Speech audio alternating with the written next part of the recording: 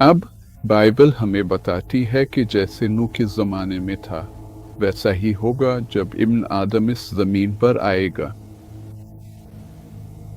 अब अगर हम इन अल्फाज पर यकीन रखते हैं तो ये खुदा के अपने अल्फाज हैं और वो ना झूठ बोलता है ना मुबालगा करता है, तो फिर तूफान से पहले भी साइंसदान मौजूद थे और वो गालिबन तख्लीक पर यकीन रखने वाले साइंसदान और इर्तकाई साइंसदान थे। दर हकीकत ऐसे अफराद का होना लाजमी था।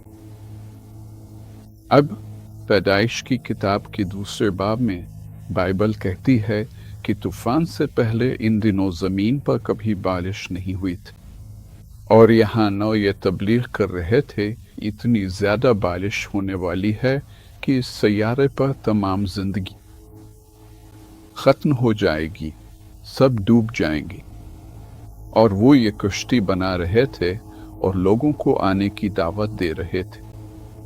मुझे यकीन है कि वहाँ ऐसे साइंसदान ज़रूर थे जो करीब ही अपनी जगह बनाए हुए थे, ताकि वो लोग जो नौ की बातें सुन रहे थे उनके पास से गुजरें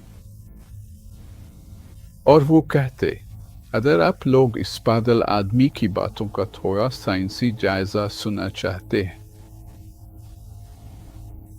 तो फिर मेरी बात सुने। और जाहिर है कि वो लोग बहुत ही कायल करने वाले थे, क्योंकि आखिर में सिर्फ नूह और उनका खानदान ही बचा।